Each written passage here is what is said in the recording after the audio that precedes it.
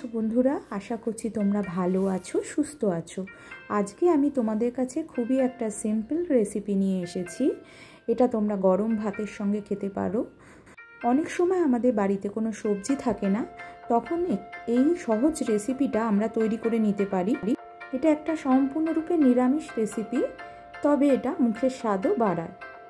তাহলে দেখে নেওয়া যাক কীভাবে আমি স্টেপ বাই স্টেপ রেসিপিটা করছি। প্রথমেই আমাদের যেই জিনিসটা লাগছে সেটা হচ্ছে বেগুন। আমি এখানে বেগুনগুলোকে লম্বা লম্বা আকারে কেটে নিয়েছি।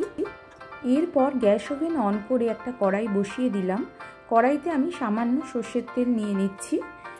তাতে আমি ফোড়ন হিসেবে কালো জিরে ইউজ করছি। আমি 1 টিস্পুনের মতো কালো জিরে এখানে ফোড়ন হিসেবে ইউজ করছি। এরপরই আমি বেগুনগুলো কড়াই দিয়ে দিচ্ছি। আর কিছু ফোড়নের জন্য লাগছে না।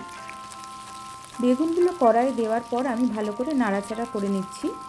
এই অবস্থায় কিন্তু আপনারা নুন দেবেন না, তাহলে বেগুনগুলো একদম নরম হয়ে ভেঙে যাবে। বেগুনগুলোকে যতক্ষণে হালকা ভেজে নিচ্ছি সেই সময় আমি একটা মশলার পেস্ট তৈরি করে নিচ্ছি। আমি এখানে কালো সর্ষে নিয়ে নিয়েছি 2 টিস্পুন, তার সঙ্গে নিয়ে নিয়েছি কাঁচা লঙ্কা 4-5টা আর সামান্য নুন নিয়ে নিচ্ছি।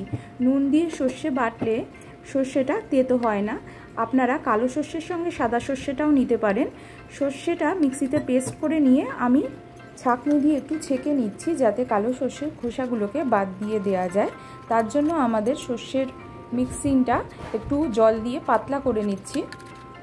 আমি যেভাবে দেখাচ্ছি আপনারা যদি সর্ষের খোসাটাকে এইভাবে ছাঁকনি দিয়ে ছেঁকে বাদ দিয়ে রান্না করেন, তবে সর্ষে খেলে অনেকের গ্যাস অম্বলের সম্ভাবনা থাকে। এইভাবে সর্ষের খোসা বাদ দিয়ে খেলে গ্যাস অম্বলের সম্ভাবনা থাকবে না। বেগুনগুলো আমার হালকা করে ভাজা হয়ে গেছে। আমি সর্ষে বাটার সঙ্গে 1 টিস্পুন হলুদ মিশিয়ে নিয়েছি। 1 টিস্পুন হলুদের গুঁড়ো মিশিয়ে নিয়ে আমি সর্ষে বাটাটা বেগুনে এবার দিয়ে দিচ্ছি। আমি সর্ষে বাটাটা কড়াইতে দিয়ে দেওয়ার পর খুব সামান্য একটু নাড়াচাড়া করে নিচ্ছি। বেশিক্ষণ না, 2-4 মিনিট নাড়াচাড়া করে নিলেই হবে। ওপর থেকে আমি 2টো কাঁচা লঙ্কা ছিঁড়ে দিয়ে দিচ্ছি। কাঁচা লঙ্কা ছিঁড়ে দিলে গন্ধটা খুব সুন্দর বেরোয়। এরপর ওপর থেকে সামান্য সর্ষের তেল ছড়িয়ে দিলেই আমাদের রেসিপিটা রেডি।